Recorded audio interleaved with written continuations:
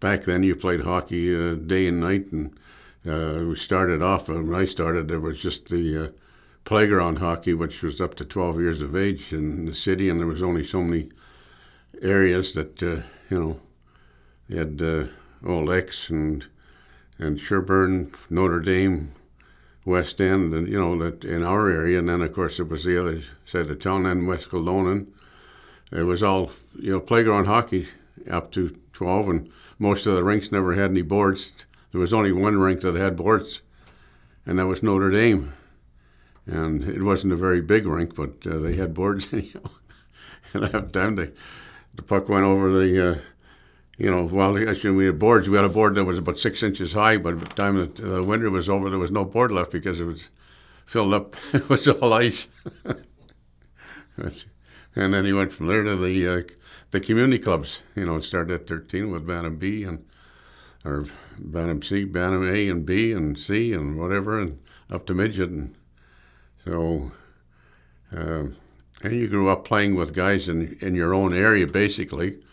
And we did have out in our area, because we didn't, after a while there wasn't enough kids. So we did have to import a few kids from different parts of town that nobody else wanted. We picked them up and used them if they were good enough. So, but it was enjoyable. As I say, you played with kids you grew up with, and I still see a few of them today, and they're good friends, very good friends of mine.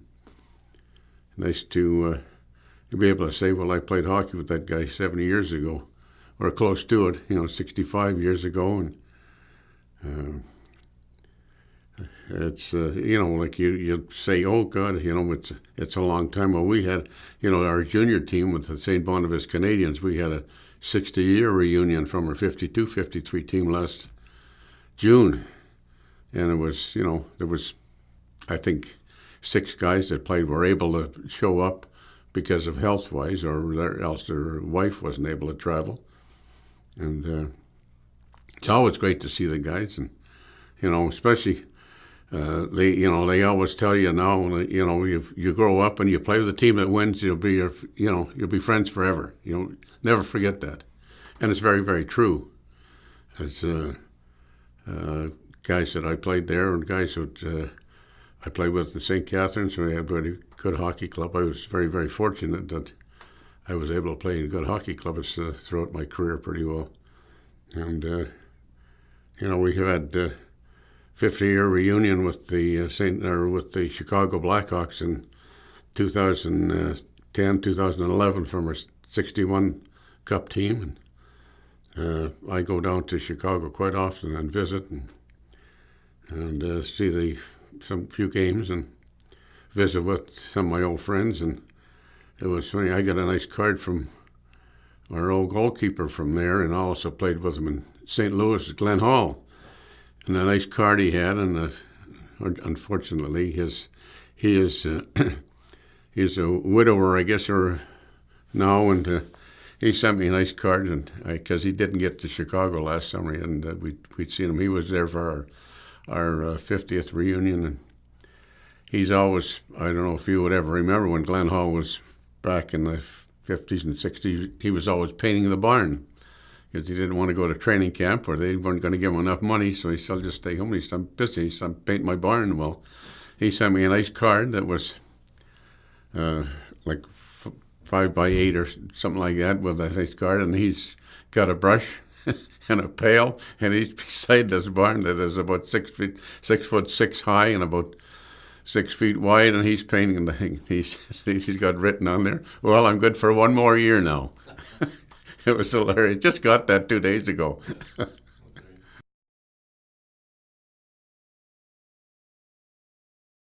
What is nice to talk about running into hockey players is when they have the Manitoba Sports Hall of Fame or the Hockey Hall of Fame. When you go there, and I go to all of them, I don't think I missed a Hockey Hall of Fame dinner in 30 years, I think, since they started. And you run into a lot of guys that come in you haven't seen for, 30, 40 years, 50 years, some of them. And it's so great to see them. And some of them come in quite often, like we're talking about Gary Alcorn. Well, Gary and I played against one another for so many years, but we also, first year I turned pro, we played together, and we were roommates in Rochester, New York. So it's always great to see Gary, and we just enjoy it. And got to know friends of his from the Toronto Marlboros and a few of the guys with there. And, you run into guys through the years and do some work with them, namely Billy Harris and Davy Keon. I remember when they started their hockey schools back in 1960, and they asked Billy, said, Ab, would you help us out in Winnipeg to get our thing started? I said, sure, because he was a friend of mine.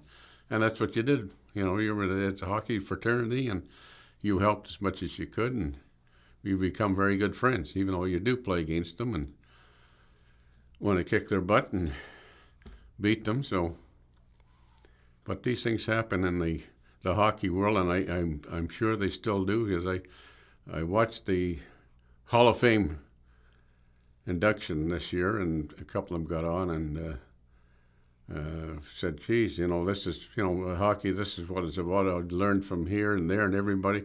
And he said, this hockey is a big family. That statement was said many, many years ago. And they're still saying it. And the hockey players are still a big family. And the alumni now make it for the NHLers that much more so. And you go back and you see guys. I had seen a lot of guys from the Montreal Canadiens for years, and I go to Chicago all the time. And we were there I go for the alumni golf, and they started at 1990, I guess, when they really got the alumni going type of thing, and started having some golf tournaments. And I'm in Chicago, and I'd always go there for at least a week, probably 2 weeks, sometimes 3 weeks, and golf with my old centerman, which was Stan Mikita. And the golf tournament that they have was a Stan Mikita alumni golf tournament. And so we had the meeting, and I always went down there time so I could help put the packages together and do everything. And I stayed with Stan, as my wife and I always visit with him. And we were at a meeting with the other alumni, and there was about 10, 12, 14 of us, and the guys that would come and some of the guys would help for the golf tournament. And we're sitting there, and Stan says, well, you guys want to know why the alumni? He said, because we get together, he said, and we're friends. He said, see that guy down at the other end? And they're pointing at me. He said, we played together in 1960. He said, we were good friends. He said, that's 1990 now, or 92, 95. He said, we're greater friends today than we ever were.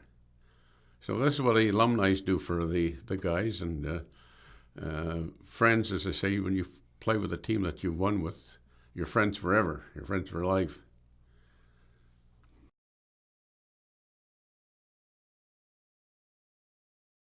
Going back to the old Olympic rink on Church Avenue and Church and Charles, I guess, in the old North End, it was artificial ice, and they had 4 games in a night. There was 2 midget games and 2 juvenile games.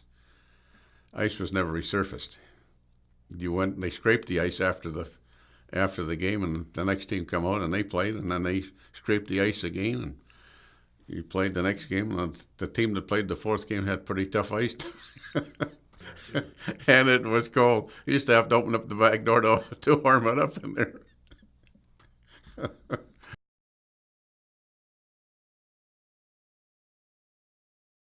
The hockey players back with the Leafs, so you had Sil Apps, and of course in Montreal with the Rocket, and Gordie Howe in the 40s, and Teddy Lindsay and some of those guys, and pretty good hockey players. And you wind up playing with them 10 years later or 15 years later, and say, oh, gee, it's pretty neat.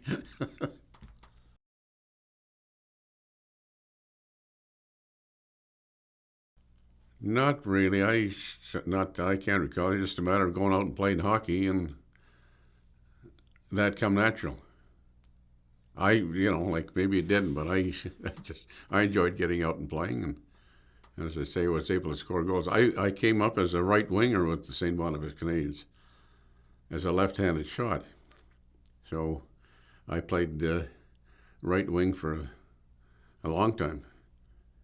And when I went down east, I played 2 years here with the St. Boniface Canadians, and then they wanted me to go down east to the Ontario Hockey League and play. And one of my coaches in minor hockey was Maxie Pillis, who was brother to Rudy Pillis, who coached in St. Catharines, one of the team owners, and also became the coach in Chicago with the Blackhawks, and he had so forth into Winnipeg.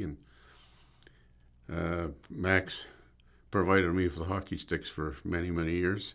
He lived right behind me, and so they said that the Montreal Canadiens could have come on loan to St. Catharines and play down there, because they were allowed one transfer, east-west, west-east transfer every year. So we had about 4 guys with the St. Boniface Canadians that could qualify. How do you say what qualify? We're good enough to go down east or even. And Leo Connick was one, Al Johnson, teammate another, and myself and Eddie Dudich, 4. And I think maybe Sudsy might have went that same year too, or maybe the year after. Anyhow, we all went down there. So I went to Chicago, to the Blackhawks. That was their sort of their farm team, I guess you'd call it.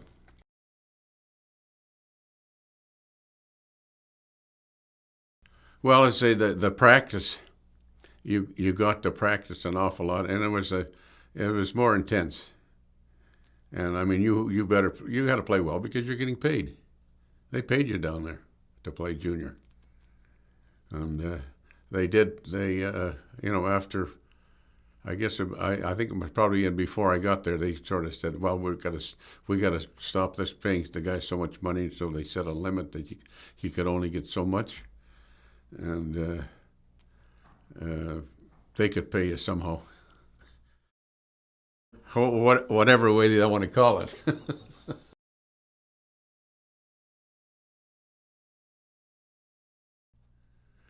It was there was a pretty good hockey league, but it was a tough league. It was very physical there. There was more goons there than, because there weren't many goons in the NHL, because if you couldn't play hockey when there were 6 teams, you didn't play in the NHL. I mean, they just didn't have goons. I mean, guys are tough guys, but they could score some goals and whatnot. They could play, but you didn't have guys that were so-called goons at that particular time.